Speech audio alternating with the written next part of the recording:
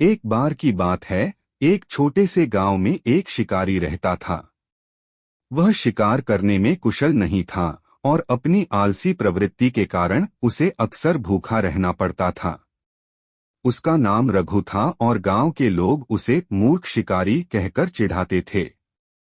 एक दिन रघु ने सोचा कि उसे ऐसा तरीका अपनाना चाहिए जिससे बिना मेहनत के उसे शिकार मिल जाए। वह जंगल की ओर चला और एक बड़े पेड़ के पास बैठ गया। उसने पेड़ के नीचे कुछ दाने बिखेर दिए और एक जाल बिछा दिया।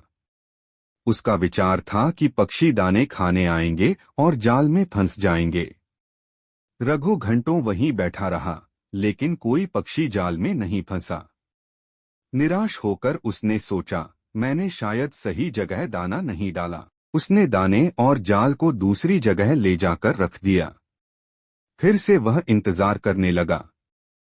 थोड़ी देर बाद एक खरगोश वहां से गुजरा। रघु ने सोचा, अब मेरा शिकार तैयार है। उसने धीरे धीरे खरगोश के पास जाने की कोशिश की, लेकिन उसकी भारी आवाज सुनकर खरगोश भाग गया। रघु ने अपने सिर पर हाथ मारा और खुद से कहा, यह भी भाग गया। शायद मुझे कुछ और तरकीब सोचनी चाहिए। अगले दिन रघु ने एक और योजना बनाई। उसने जंगल के जानवरों को मूर्ख बनाने का निश्चय किया।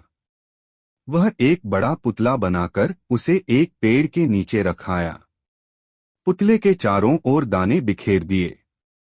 उसका विचार था कि जानवर उसे असली इंसान समझकर डर जाएंगे और फिर दाने खाने आएंगे। कुछ घंटों बाद एक चतुर लोमड़ी वहां आई।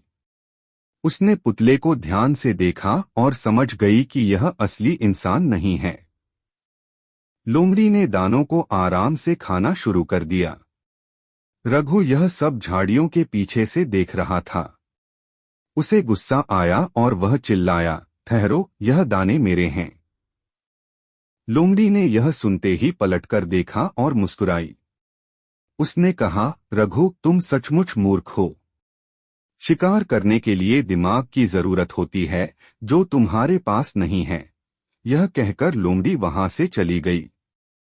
रघु ने अपनी असफलता से निराश होकर सोचा कि अब शिकार करना छोड़ देना चाहिए। लेकिन फिर उसने फैसला किया कि वह अपनी मूर्खता को सुधारने के लिए मेहनत करेगा। उसने शिकार करने की नई तकनीकें सीखीं और जानवरों की आदतों को समझने की कोशिश की।